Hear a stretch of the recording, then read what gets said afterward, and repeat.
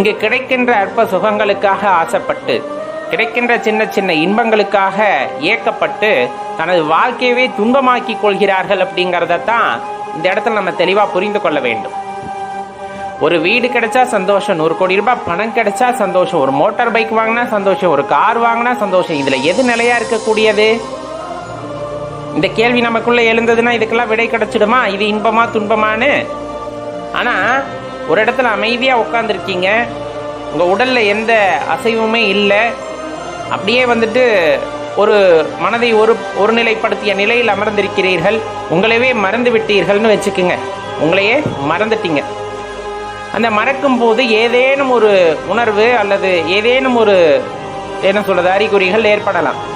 சில பேர் தியானத்தில் தீபம் தெரியும், ஜோதி தெரியும், அருங்கோணம் தெரியும், இந்த மாதிரி சொல்லுவாங்க. அதையே நினைச்சுக்கிட்டு தியானம் பண்றது அப்படிங்கிறது உண்மையே கிடையாது. அப்படி பண்ணவும் கூடாது. நடந்ததையோ நடந்த துன்பத்தை பற்றி நினைத்து கொண்டிருப்பதாலோ உங்கள் வாழ்க்கை எப்பொழுதுமே மாறாது. அதற்கு நீங்கள் இறைவனை பழி சொன்னாலும் அந்த பழியும் இறைவனை சென்று அடையாது. தீதும் நன்றும் பிறதர வாரா. எது நடந்தாலும் சரி, அது நம்மளால நடந்ததே தவிர, நான் செய்ததின் காரணமாக நடந்திருக்குமே தவிர, பிறருக்கு போவது நமக்கு வந்தது அப்படிங்கிறதெல்லாம் சாத்தியமில்லாதது, சத்தியமில்லாதது. அதை மட்டும் மனதில் நிறுத்திக் கொள்ளுங்கள். கண்டிப்பா உங்க வாழ்க்கையானது ரொம்ப சீரும் சிறப்புமானதாக இருக்கும் நண்பர்களே. ஓம் நம சிவாய.